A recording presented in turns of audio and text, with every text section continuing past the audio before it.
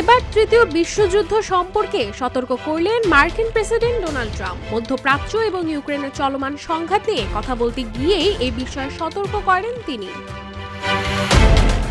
Trump বলেছেন তৃতীয় বিশ্বযুদ্ধ খুব বেশি দূরে নয়, তবে তিনি এই যুদ্ধ ঠেকানোর সর্বোচ্চ চেষ্টা করবেন বলেও জানিয়েছেন।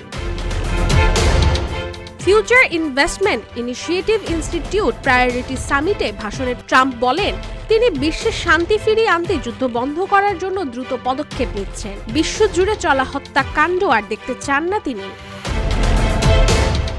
মার্কিন গণমাধ্যম থেকে জানা যায় ট্রাম্প বলেছেন বিশ্বজুড়ে আমি যুদ্ধ বন্ধ করার জন্য, সংঘাত নিষ্পত্তি করার জন্য এবং গ্রহকে শান্তি ফিরিয়ে আনার জন্য দ্রুত এগিয়ে যাচ্ছি। আমি শান্তি চাই এবং সকলকে হত্যা করা হচ্ছে, আমি এমনটা দেখতে চাই না।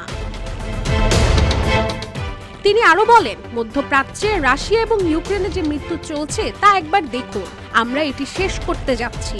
তৃতীয় বিশ্বযুদ্ধ করে কারো কোনো লাভ নেই, এটা খুব বেশি দূরে নয়, আর এ থেকে কেউই দূরে নয়। যদি প্রেসিডেন্ট জো বাইডেন আরেক বছর প্রশাসনিক দায়িত্ব পালন করতেন তবে তিনি তৃতীয় বিশ্বযুদ্ধে থাকতেন, কিন্তু এখন এটা ঘটতে যাচ্ছে না। রাশিকা হোসেন, রূপালী বাংলাদেশ।